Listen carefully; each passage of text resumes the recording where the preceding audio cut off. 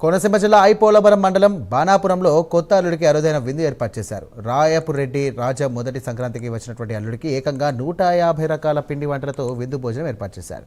మామూలుగా గోదావరి జిల్లాలో పండుగలకు వచ్చినటువంటి అల్లులకు ఎక్కువ సంఖ్యలో పలు రకాల పిండి వంటలు వండి పెట్టడం చూస్తుంటాం. కానీ ఈ సంక్రాంతి పండుగకు వచ్చినటువంటి కోనసీమ జిల్లా ఐపోలవరం మండలం బాణాపురం గ్రామానికి చెందినటువంటి రాయపుర్ రెడ్డి రాజా దంపతులు ఇంటి అల్లుడికి ఊహించని రీతిలో ట్రీట్ ఇచ్చారు. అల్లుడు శ్రీకర్ తెలంగాణ హైదరాబాద్కి చెందినటువంటి వాస్తవులు కావడంతో వారికి లెవెల్కు ఏమాత్రం తగ్గకుండా పండగ విందు ఏర్పాటు చేశారు. ఏకంగా 150 రకాల పిండి వంటలతో విందు భోజనం వడ్డించి సర్ప్రైజ్ చేశారు.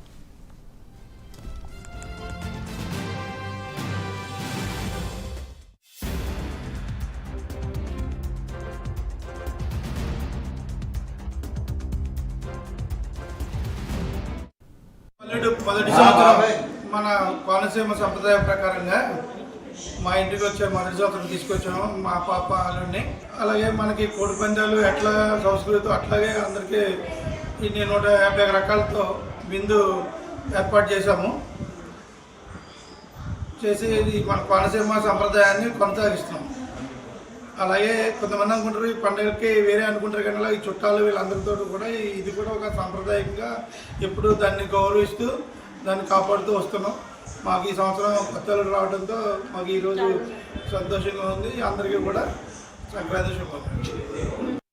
అందరికీ సంక్రాంతి శుభాకాంక్షలు. ఈసారి మా అమ్మాయికి మ్యారేజ్ అయిన వల్ల మా ఇంటికి కొత్తల్లుడు వచ్చారు. కోనసీమకి తీసుకొని వచ్చాము.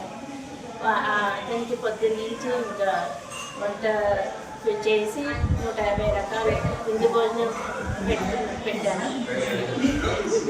సాంప్రదాయం ప్రకారం విందు భోజనం పెట్టాము. సంతోషంగా ఉంది, ఆనందంగా ఉంది. మా అల్లుడు మా ఇంటికి రావడం మా అదృష్టంగా భావిస్తున్నాము.